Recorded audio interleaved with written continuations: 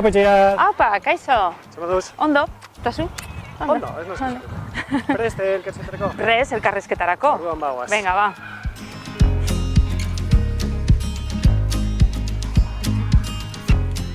Lehenik eta behin, nor da Itziar Biguri eta zergatik hautatu du leku hau? Bueno, Itziar Biguri ugarte naiz, zerrenda burua izango naiz EH Bildutik, orain alkatea naiz, bebai.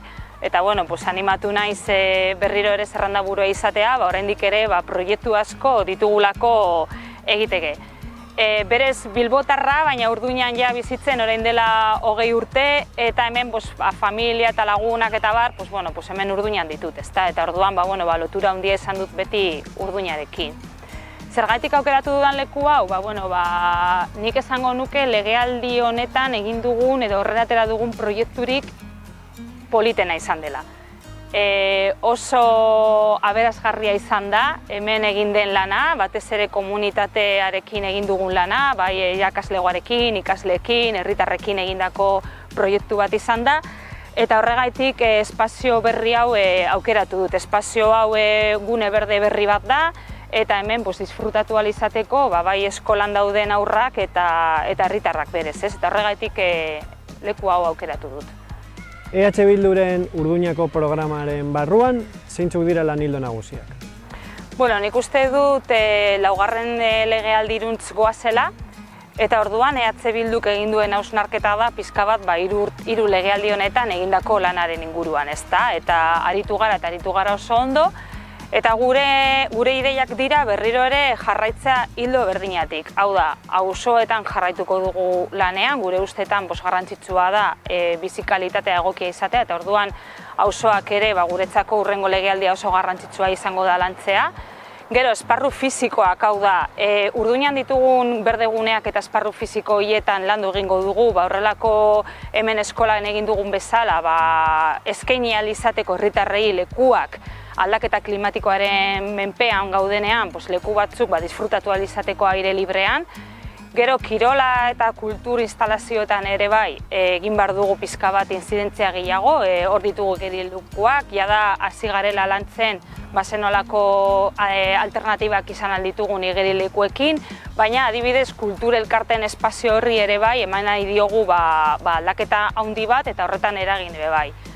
Gero, pixka bat azken urte hauetan egin dugun bezala, argi daukagu, pixka bat ekonomikoki eta saiatu behar garela berriro ere enpresak edo aktibitate ekonomiko horiek handitzen Urduñan.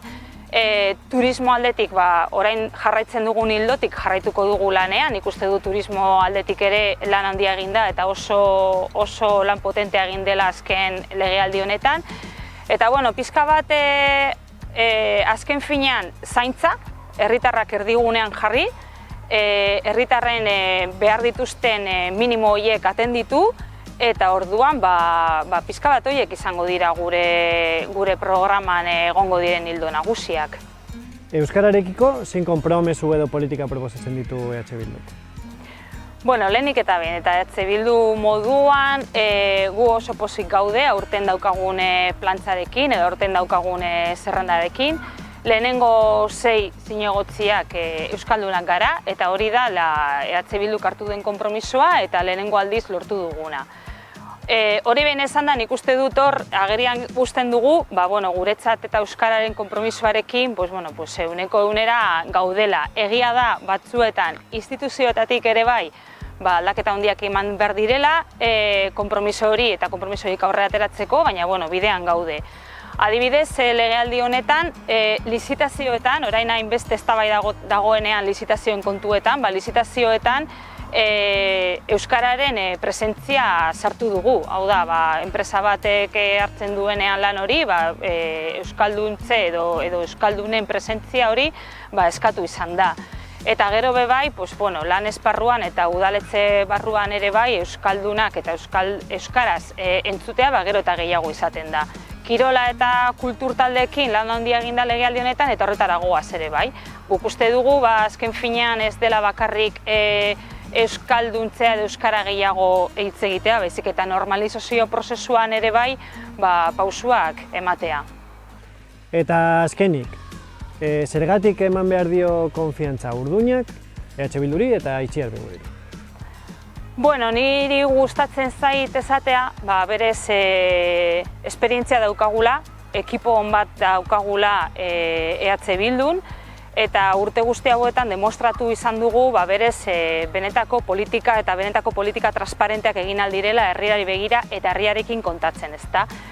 Eta horregatik, ikusten duzuenez zerrenda potente bat daukagu, herri programa potente bat daukagu, proiektu asko ditugu oraindik aurrera ateratzeko, eta horregatik nik herritarrei eskatzen diet konfiantza berriro ere jartzea EH Bildun.